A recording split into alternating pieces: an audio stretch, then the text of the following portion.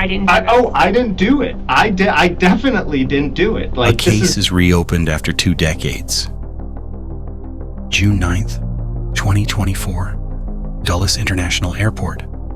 Among the thousands of travelers passing through customs, one man walks with the relaxed gait of someone who believes he's invisible. His name is Eugene Gliggor. He's just returned from Europe.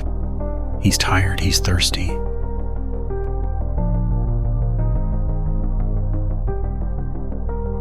He has no idea that he is being hunted by ghosts. Behind the sunglasses of random travelers are undercover agents. They aren't looking for contraband. They aren't looking for a bomb. They are waiting for something much smaller. Eugene is guided into a secondary screening room, a standard delay, or so he thinks. On the table in front of him sits a row of bottled water. A hospitality gesture? Hardly. It's a baited trap. Eugene takes a drink. He tosses the bottle into a trash can. The moment he leaves the room, the trash becomes the most important piece of evidence in a 23-year-old murder investigation. But DNA is the ultimate receipts keeper. It doesn't forget, and it doesn't settle for "I don't recall." Into that single sip of water just gave the state of Maryland the physical form of a killer who thought he'd gotten away with it. Welcome to Lookout. Today we're looking at the boy who sat at your dinner table, dated your daughter, and then, with the same hands that held hers, ended her mother's life. To understand the horror of May 2001, you have to understand the proximity. In true crime, we often talk about the boogeyman, the stranger in the bushes, the drifter with a knife. But Eugene Gliggor wasn't a stranger. He was a staple. He was the high school sweetheart. Between 1994 and 1997, Eugene was practically a member of the Prier household. He dated Leslie's daughter, Lauren. He knew which floorboards creaked. He knew the dog's name. He knew that Leslie Prier was a woman of habit, a woman who ran her life by the clock. This isn't just a murder, it's a betrayal of the sanctuary. When Eugene walked into 4824 Drummond Avenue that morning, he wasn't breaking into a house. He was entering a home he had been invited into 100 times before. He didn't need a map.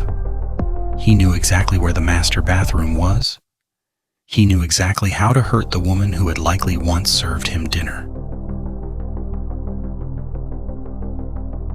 May 2nd, 2001, 11:30 a.m. Leslie Prier is late for work. For anyone else, it's a non-event. For Leslie, it's a death knell.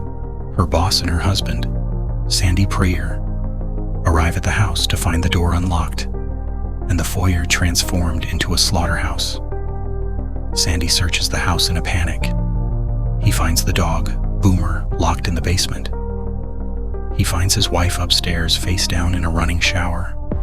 A pathetic attempt by the killer to wash away the truth. Now let's talk about Sandy. For 22 days, the police treated Sandy like a monster. They pushed him. They told him his life was over. They looked him in the eye and said, "We know it was you." Sandy gave his DNA willingly. He had nothing to hide. He was innocent. But for the next 20 years, even after he was cleared, the husband did it cloud never truly dissipates in a small town. We all know who's responsible. It's just a matter of getting to the truth of it all and having you explain to us what drove all this. Give us a break. Give yourself a break. It's got to be a living nightmare. How long can you keep your job doing that? It's got to tell on you. People at work are wondering. Your family's wondering. Everybody's wondering. And they're reading the papers and they're not seeing anything about police picking up some stranger or something like that. They're all intelligent people. They don't have to be rocket scientists. They don't have to be police detectives to figure out where this is headed. Sandy, the inevitable. Let me say this. I'll stay here all night with you guys and listen to you talk. But I repeat, I'm not saying anything unless my lawyer's here. While Sandy lived in a prison of suspicion and grief, the real killer was just chilling. Eugene Gliggor moved to D.C. He got a job. He lived a life. He had 23 years of fresh air while Sandy Prier breathed in the stale air of a cold case. June 2024. The ghost finally has a face, and it's a face that's incredibly annoyed about its handcuffs. Really cutting off. All right, we'll adjust it. We'll adjust it. Hold on. They're not made for comfort, but we'll make it. I get it. Yeah, we'll make it. We'll ease it up on it. Yeah, no problem. I ain't got nothing personal wrong with you. Do you go to the office, or what do you do? No, I work from home. Okay. What were you doing out here? Just chilling out in the fresh air? Just having some coffee. Okay. So you didn't know anything about this warrant? Okay. Our boss will tell you everything about it. It's nothing big. I'm going to take him. Hold his arm. So I have some of this filled out already, but what is your physical condition today? You have any injuries? Are you feeling okay? I mean, I'm feeling a little bit caught off guard, and I'm from the handcuffs. There's seems to be a lump on my hand. I don't know if I've been holding my hand above my heart, just so hopefully it helps to heal. Notice the immediate shift to the victim card. Before the detectives even mention a murder, Eugene is building a narrative of physical fragility. He's injured, he's caught off guard. This is a classic preemptive strike. He wants the detectives to feel like they are the aggressors. But watch what happens when they drop the name. Leslie Prier. So now that that's out of the way, we are from Montgomery County. We actually work in the cold case unit. We investigate crimes that have been unsolved for quite a period of time. We investigate homicides. So we were working on a case that came from Chevy Chase. And when we were going through the case file, your name was in there as someone that was related to the family, whether we have a big list of people, but friends, family, something like that. So do you recall back in 2001, Leslie Prier? Yes, that she was murdered. Yes. Yeah. Okay. Did you hear that? That she was murdered. He doesn't ask how, he doesn't ask when. He uses the passive voice to distance himself from the act. Then comes the don't recall trap. You found out about Lauren's mom. Do you remember who you were dating at the time, or were you dating anybody? I don't recall who I was dating at the time, but Eugene is 21 at the time of the murder. That's an adult. You don't forget the address of your high school girlfriend's mother, who was brutally murdered, unless you are intentionally pruning your memory. The detectives play their ace. The DNA. How well did you know Lauren's mom? Like, was there ever any kind of a weird relationship between you two after Lauren? no. Okay. I mean, I wasn't in touch, so I don't. Okay. So you were never like dating Lauren's mom or anything like that behind the scenes? No. Okay. I wasn't ever in touch. So from the crime scene, we have DNA from the person who was there when Leslie died. So there's Leslie's blood all over the place, obviously, but then there's also another DNA profile that was picked up from the crime scene. And we had put that into CODIS, our database from the National CODIS DNA Index System, and it has never hit. So whoever was there, whoever's DNA was also on the scene, has never been arrested. And that's why we were going through doing all of these elimination DNA samples to find out, okay, well, this person couldn't have done it because we matched their DNA to it. So we realized that they never talked to you, never did anything, and we wanted to find out more about you and if there was any kind of situation where you could have been at the house at that time. I'm a little confused. So to find out more and talk to me, why not just call me and ask me to come in and talk to me versus have marshals come and arrest me and bring me in? I'm just confused as to why that's the case. Well, because we needed to talk to you in a controlled environment, and because there's a little bit more to it than what we've told you so far. Could you tell me? Well, we're getting there. I'm trying to give you an opportunity to be a little bit forthcoming before we... I mean, I feel a little bit trapped here, like... Well, you're under arrest, so you should feel trapped. Right, and so I think, I mean, probably asking for a lawyer is my best course of action at this point. Okay. Instead of doing any more discussing or talking about it, it just doesn't seem... I don't understand, so I'd like to have somebody... Well, that's why we're trying to talk to you about it. I know. But we can't... And there's two of you and one of me, so Sure. I feel a little outnumbered. And I probably would need some type of representation if I am under arrest, as you said, which I am. Yeah. Okay. And so I think that having a lawyer would be the best for me in my interest at this point. That's totally fine. We are going to just tell you some stuff. Okay. Okay? So from the crime scene, the DNA that was taken, we actually have a sample of your DNA, and it was compared to the crime scene DNA, and it matched. So we know that you were there at the time when Leslie died. But I never gave a sample of DNA. That's correct. We obtained a sample from a discarded water bottle that you drank out of.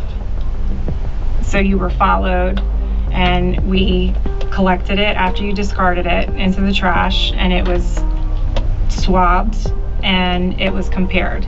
So your DNA matches the crime scene DNA. I don't know what to say. I have no recollection. I have no memory. I don't know what to say. This is the biological deflection. He isn't saying I didn't do it. He's saying my brain won't let me remember it. It's a coward's shield. If you don't remember, you can't be lying, right? Wrong. Okay, well, that's why we wanted to talk to you, to find out if there's any other explanation. But we can't ask you any more questions if you want a lawyer present. Yeah, I think I should have a lawyer present. I don't know what to do or say. It doesn't make sense to me, so I don't know. I don't know what to do. Do you have a lawyer that you... Don't know. Okay. I don't have to call. I don't know. I probably would call my girlfriend and ask her to help. I don't know. I don't understand. This is all very bewildering, very strange. Is there more that you're gonna tell me? Is there more? I mean, we've told you plenty. We can't continue to ask you questions. If you want to keep talking, we can. But if you want to stop, you have to let us know for sure. Yeah. We can tell you more about, what we think happened. I don't... I mean, what you think happened? I don't know. I can't verify. I don't know. I don't recall. I don't have any memory. I didn't do anything that you're talking about, so I don't know. And I don't feel like I can... I don't know how to answer and go into... I don't want to try to incriminate myself with questions. You guys are professionals. I'm not. I don't know. I really do think I need an attorney. I need to use the phone, and I need to call someone, and I need legal representation before I respond to anything. And then, the most damning observation of the entire 30-minute sit-down. The detective looks at him and says, "There's no tears coming out of your face." There's no tears coming out of your face. I'm very dry right now. You're dry? I'm very dry. I'm parched. I'm dehydrated. You can probably see my eyes are bloodshot red because I'm just tired and drained. I don't know what's going on. You want me to drink water so I can tear? Like, what is wrong with you? I don't want you to tear. I just don't want What are you trying to say? I'm just trying to say that this seems a little put on. Are you kidding me? Are you kidding me? No. Oh my God, you're so full of it. You're after. This is the police. I'm very dry right now. I'm partially dehydrated. Let's analyze that. A man is being told his DNA was found under the fingernails of a woman he knew, a woman who was strangled and beaten. And his response isn't horror. It's a chemistry report on his tear ducts. He's not crying because he's dry? No, he's not crying because he has no empathy for the life he extinguished. Eugene Gliggor isn't a man in shock. He's a man who has spent 23 years rehearsing his own innocence, and he's frustrated that the script is finally failing. While the DNA sat in a lab, Eugene Gliggor lived a full life. He traveled, he drank, he worked. He probably celebrated birthdays and New Year's Eves. He got to experience the 2000s, the 2010s, and the 2020s. Leslie Prier stayed in 2001. She never saw Lauren get older. She never saw the world change. In May 2025, Eugene finally stopped the I Don't Remember act, at least enough to take a deal.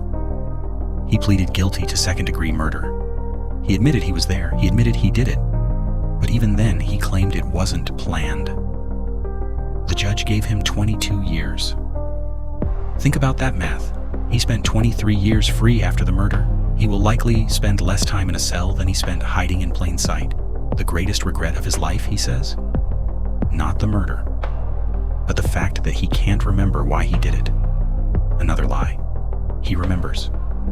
He just can't admit that the boy next door was actually a predator, waiting for the house to be empty. The case of Leslie Prier didn't end with a aha moment. It ended with a discarded water bottle and a man who was too dry to cry for the life he took. It's a reminder that the people we let into our homes carry our secrets, and sometimes they carry our ends. Eugene Gliggor is no longer a ghost. He's just another inmate with a number.